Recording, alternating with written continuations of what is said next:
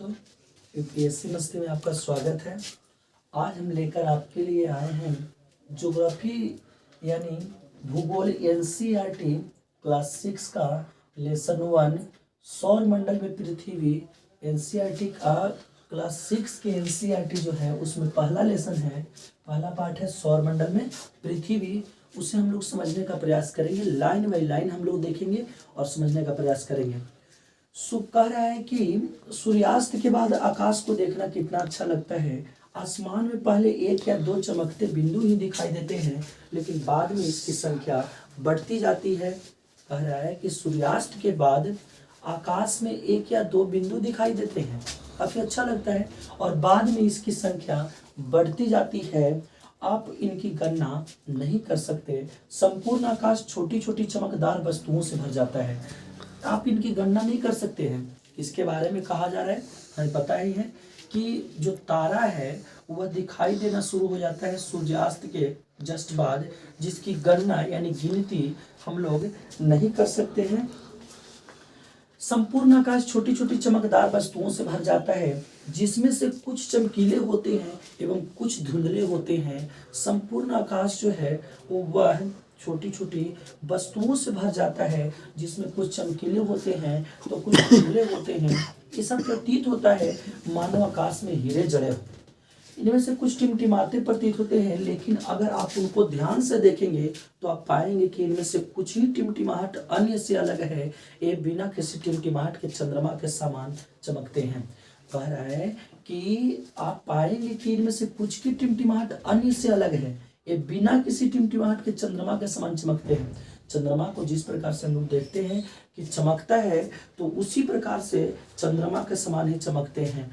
इस चमकीली वस्तुओं के साथ आप लगभग प्रतिदिन चंद्रमा को भी देखते हैं। चमकीली वस्तुओं के जो साथ लगभग प्रतिदिन ऐसा देखा जाता है कि लगभग प्रतिदिन चंद्रमा को भी देखते हैं। यह अलग अलग समय पर अलग आकार तथा अलग स्थितियों में दिखाई पड़ते हैं। अलग अलग समय पर चंद्रमा जो है अलग अलग आकार का अलग अलग स्थितियों में दिखाई पड़ता है। आप पूर्ण चंद्र को लगभग एक महीने में एक बार देख सकते हैं। पूर्ण चंद्र को, पूरा चंद्रमा को आप एक महीने में एक बार देख सकते हैं। यह पूर्ण चंद्रमा वाली रात पूर्णिमा कहलाती है। जिस दिन चंद्रमा पूर्ण होती है उस रात को हम लोग कहते हैं पूर्णिमा।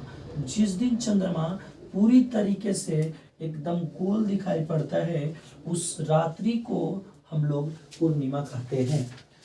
15 दिन के बाद आप इसे नहीं देख सकते। 15 दिन के बाद ये जो चंद्रमा है, इस चंद्रमा को 15 दिन के बाद नहीं देख सकते। यह नए चंद्रमा की रात्रि अमावस्या, यह नए चंद्रमा की रात्रि या अमावस्या कहलाता है। अमावस्या कहलाता है, यानी कहने का मतलब है कि जिस दिन हम लोग पूर्ण रूप से चंद्रमा को देखते हैं, पूरा गोल एकदम चंद्रमा की पूरी आकृति दिखाई पड़ती है, उस रात्रि को हम लोग पूर्णिमा कहते हैं। और जिस रात्रि को ये 15 दिन के बाद होता है, लगभग 15 दिन के बाद होता है, तो यह जो है जिस दिन आपको पूरा चंद्रमा दिखाई नहीं देता है, जिसको हम लोग देहाती भाषा में अंधरिया रात कहते हैं, उसे हम लोग अमावस्या कहते हैं। उस रात्रि को अमावस्या कहते हैं, जिस दिन एकदम दिखाई नहीं देता है। ऐसी रात में अगर आसमान साफ है तो आप आसमान का अवलोकन मतलब देख रेख अच्छी तरह से कर सकते हैं। कि आपको इस बात पर आश्चर्य नहीं होता है कि हम दिन के समय चंद्रमा एवं इन सभी छोटी चमकीली वस्तुओं को क्यों नहीं देख पाते? आश्चर्य होता होगा कि हम दिन के समय इसे क्यों नहीं देख पाते हैं। तो ये तो बड़ा नॉर्मल सी चीज है। हम सभी को पता है कि सूर्य के प्रकाश की वजह से हम लोग इसे अच्छे से देख नहीं पाते हैं। तारा को, चंद्रमा को, इन सभी को दिन के समय अच्छे से देख नहीं पाते हैं। ऐसा इसलिए है, ये तो बताए, क्योंकि सूर्य के अत्यधिक तेज प्रकाश के कारण रात के समय चमकने वाली वस्तुओं को हम दिन में नहीं देख पाते। ये आपको बता दिए।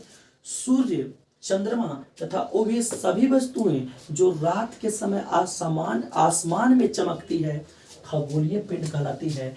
सूर्य हो या चंद्रमा हो या तारा हो, कुछ भी हो जो रात के समय आसमान में चमकता है वो वह कहलाता है खगोलीय पिंड। खगोलीय पिंड क्या है? तो जो सूरज हो, चंद्रमा हो या रात्रि के समय जो भी वस्तुएं हैं जो आकाश में चमकता है वो वह कहलाता है खगोलीय पिंड। वह कहलाता है खगोलीय पिंड। यानी कह सकते हैं चंद्रमा को हम एक खगोलीय पिंड कहेंगे, सूर्य को एक खगोलीय पिंड कहेंगे और तारा को हम एक खगोलीय पिंड कहेंगे। इस सभी खगोलीय पिंड कहलाएंगे। कुछ खगोलीय पिंड बड़े आकार वाले तथा गर्म होते हैं। कुछ खगोलीय पिंड जो होते हैं बड़े आकार वाले तथा गर्म होते हैं। एक गैसों से बने होते हैं। इनके पास अपनी ऊष्मा तथा प्रकाश होता है जिससे वे बहुत बड़ी मात्रा में उत्सर्जित करते हैं। इनके पास अपनी ऊष्मा और प्रकाश होता है जो कह रहा है कि इन खगोलीय जिससे वे बहुत मात्रा में उत्सर्जित करते हैं। ऊष्मा को भी उत्सर्जित करता है और प्रकाश को भी उत्सर्जित करता है। इस खगोलीय पिंडों को तारा कहते हैं। ये जो खगोलीय पिंड है उसे हम तारा कहते हैं। जैसे हम क्या बताएं कि जो आकाश में चमकने वाले जो होते हैं, आकाश में चमकने वाले जो होते हैं, जैसे सूरज हो गया, तारा हो गया, इस सब सूरज हो गया, तारा हो गया, यह जो सभी हैं, चंद्रमा हो गया, यह सभी खगोलीय पिंड कहलाते हैं। और अगर हम बात कर लें तो खगोलीय पिंड में जिसका खुद का प्रकाश होता है, खगोलीय पिंड में ही जिसमें खुद का प्रकाश होता है, अपना प्रकाश होता है, जो खुद का प्रकाश होता है और जो खुद ऊष्मा उत्सर्जित करता है वह तारा कहलाता है। वह क्या कहलाता है? तारा कहलाता है। तो सूर्य का अपना प्रकाश होता है, सूर्य का अपना प्रकाश होता है, उसकी अपनी ऊष्मा होती है, तो इसीलिए हम सूर्य को एक तारा कह सकते हैं। सूर्य एक क्या है? तारा है। याद रखेंगे, सूर्य एक तारा है। सूर्य तारा है। आगे चलिए हम लोग देखते हैं। आगे कह रहे रात के समय चमकते हुए अनगिनत तारे सूर्य के समान ही हैं। रात में जितने भी तारा चमकते हुए हैं वो वह अनगिनत तारे सूरज के समान ही हैं, लेकिन हमसे बहुत अधिक दूर होने के कारण हम लोग उसकी ऊष्मा या प्रकाश का महसूस नहीं कर सकते। कह रहा है कि जितना दूरी पर सूर्य है, जितना दूरी पर सूर्य है उससे भी अधिक दूरी पर वो तारा है। तो इसके वजह से हम लोग उसके प्रकाश और उसके ऊष्मा का अनुभव नहीं कर पाते हैं और वे अत्यंत छोटे दिखाई पड़ते हैं काफी दूरी होने की वजह से। आपने अवश्य ध्यान दिया होगा कि कुछ दूरी से देखने पर सभी वस्तुएं छोटी दिखाई पड़ती हैं। यह तो हम लोग देखे भी होंगे। अत्यधिक ऊंचाई पर उड़ रहा हवाई जहाज कितना छोटा दिखाई पड़ता है। जिस प्रकार से अत्यधिक ऊंचाई पर उड़ रहा हवाई जहाज अत्यंत छोटा दिखाई पड़ता है, उसी प्रकार से जो तारा है वह हमसे काफी दूरी पर है, इसीलिए वह अत्यंत छोटा दिखाई पड़ता है। रात्रि में आसमान की ओर देखते समय आप तारों के विभिन्न समूहों द्वारा बनाई गई विविध आकृतियों को देख सकते हैं। ये नक्षत्र मंडल कहलाते हैं। अर्सा मेजर या बिग बियर इसी प्रकार का एक नक्षत्र मंडल है।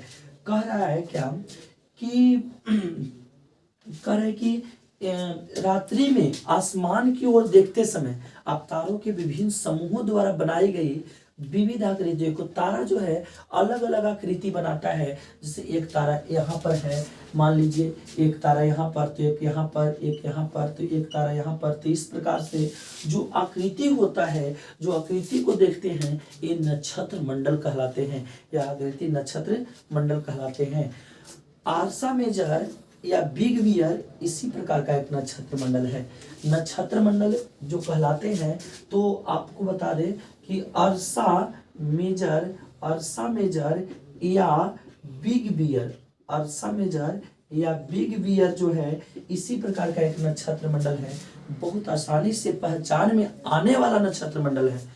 अर्सा मेजर या बिग बियर, अर्सा मेजर को ही हम लोग क्या कहते हैं, बिग बियर इसी प्रकार का नक्षत्र मंडल है। बहुत आसानी से पहचान में आने वाला नक्षत्र मंडल है। यह जो अर्सा मेजर या बिग बियर नक्षत्र मंडल है बहुत आसानी से पहचान में आने वाला नक्षत्र मंडल है। सप्त ऋषि, सप्त यानी 7, ऋषि का मतलब संत, यह 7 तारों का समूह है। सप्तऋषि जो है यह 7 तारों का समूह है जो कि नक्षत्र मंडल अर्सा मेजर का भाग है।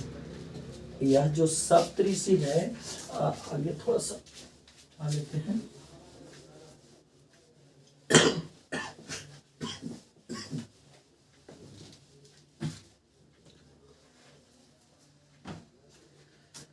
जो देखेंगे सप्तऋषि,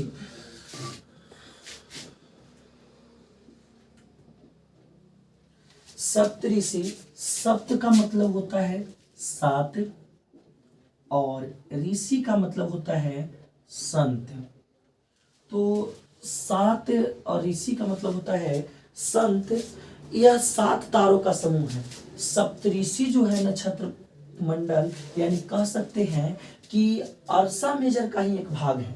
7 तारों का समूह जो कि नक्षत्र मंडल अर्सा मेजर का, नक्षत्र मंडल जो अर्सा मेजर है उसी का ही भाग है सप्तऋषि। अर्सा मेजर, अर्सा मेजर का ही भाग है, अर्सा मेजर का ही भाग है सप्तऋषि, जो 7 तारों का समूह है। आपने परिवार या पड़ोस में किसी बड़े व्यक्ति से कहिए कि वह आपको आसमान में और अधिक तारों, ग्रहों तथा नक्षत्र मंडलों को दिखाएं। प्राचीन समय में लोग रात्रि में दिशा का निर्धारण तारों की सहायता से करते थे। पुराने समय में रात्रि में जो दिशा का निर्धारण किया करते थे पुराने समय में, वह तारों को देख करके ये किया करते थे कि तारा ईश्वर है तो ईश्वर ये दिशा है। उत्तरी तारा उत्तर दिशा को बताता है, इसे ध्रुव तारा भी कहा जाता है। उत्तरी तारा यानी कि उत्तर दिशा को दर्शाता था। उत्तरी तारा जो होता था वो उत्तर दिशा का दर्शाता था, जिसको हम लोग ध्रुव तारा के नाम से भी जानते हैं, जिसे लोग ध्रुव तारा के नाम से भी जानते हैं। यह आसमान में हमेशा एक ही स्थान पर रहता है। यह आसमान में हमेशा एक ही स्थान पर रहता है। हम सप्तऋषि की सहायता से ध्रुव तारे की स्थिति को जान सकते हैं। हम सप्तऋषि की सहायता से ध्रुव तारे की स्थिति को जान सकते हैं। आगे हम लोग अगले वीडियो में देखेंगे। आज के लिए बस इतना ही। Thank you.